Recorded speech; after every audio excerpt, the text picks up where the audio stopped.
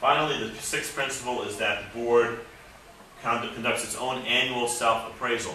You know, we're here for, you as board members are here for the common good. You're here for cancer patients, you're here for the homeless, you're here for children, you're here for, you know, art, for the love of art. Whatever you are, you're here to serve as a nonprofit. And therefore, you need to evaluate your own performance as a board member too. It's not just enough to show up, right, on your own dime, right? True, you don't get paid. True, you're volunteers. But you also, have to contribute in ways beyond that. So a stretch goal, I talk about a stretch goal for each board member, not a checklist to find out how many meetings did we show up at, and how many did you like the, you know, like the cocktails that were served at our board meeting. No, it's more like, what are you stretching towards? Are you going to introduce 8 new people as potential asks for the development team? Are you going to, you know, chair a new task force on developing a new research model? Whatever it is. So self-appraisal is a great, powerful message to the greater community. All told, this is the 6 principle system. The actionable steps that I discuss are to plan an annual board retreat, an orientation.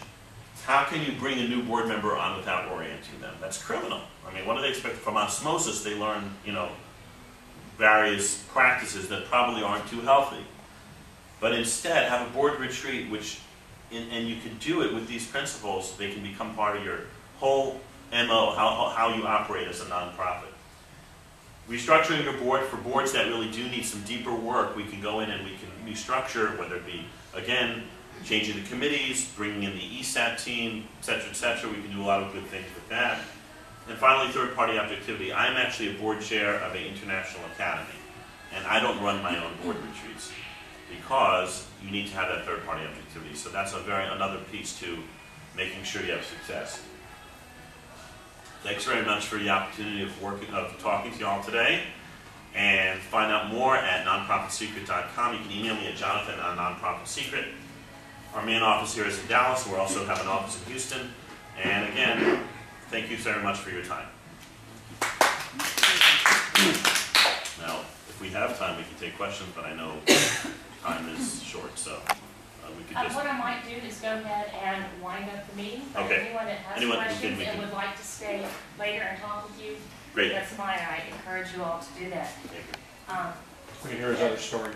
You can hear the other stories. Tell us, did you bring some of your books this evening? The books are, I only bought, well, a small group, so we have a few here for sale if you'd like. They're $24.95 each. Credit cards, you can take credit cards as well. And I'm happy to autograph it for you if you'd like. Cool. All right, well, as the incoming president next year, facing a changing and growing board, let me be the first one to purchase one of your books for our club to help guide us as we grow. Thank you very much. Again, thank you so much for coming out. And as Annie said, the past president's inaugural reception that Kim Holland, who you all know helped us become into existence, is happening downtown soon. So that's why we're ending just a little bit early, but I certainly don't want to discourage anyone from talking with you after I leave. And before we close out, would you please stand and say a four-way test?